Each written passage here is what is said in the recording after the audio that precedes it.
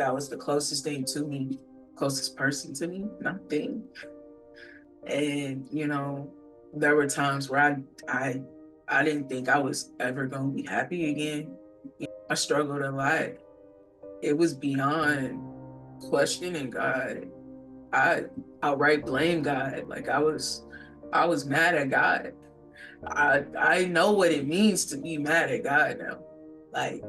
Like truly. Because he knew. And that was the part that stuck with me the most. Um I know there are people out there in the world that kind of like struggle with the thing God does, and not really understanding why God does the things that he does, and having that anger. I really had to sit with it for a while, because again, I'm somebody who sees signs. I believe in signs, and ironically enough, I'll tell y'all a story.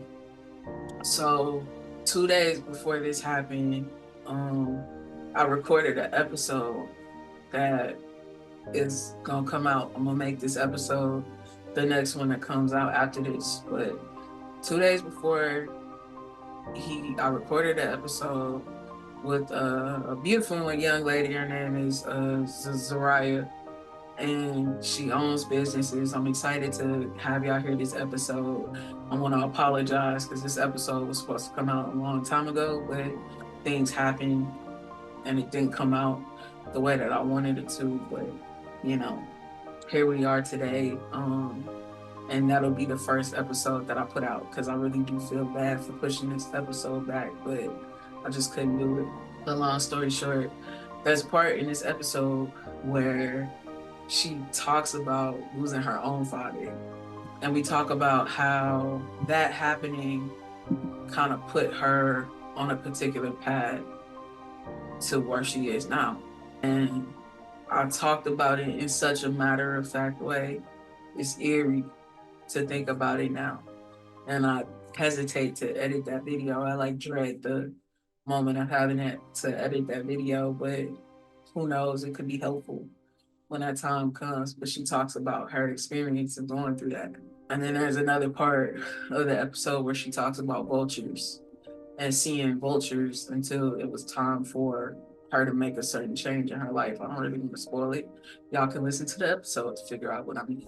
But she does that, and I think nothing of it. I go to work the next day, and I come back from my break, and I see 9 vultures. Kid you not, just in the street, right in front of where my car is. Like 9 vultures just sitting there, and I'm thinking like, yo, that's super weird.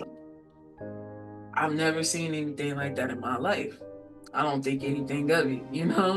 Like, and even like I looked it up because I was like, what is seeing all these vultures mean? And you look it up. In one instance, it's like death, and then in another instance, it's like new beginnings. And I was like, must be new beginnings, because ain't nobody around me dying. Nobody's dying around me. And just like that, my dad goes into cardiac arrest the same night. So I was wrong. And when I was in the hospital with him,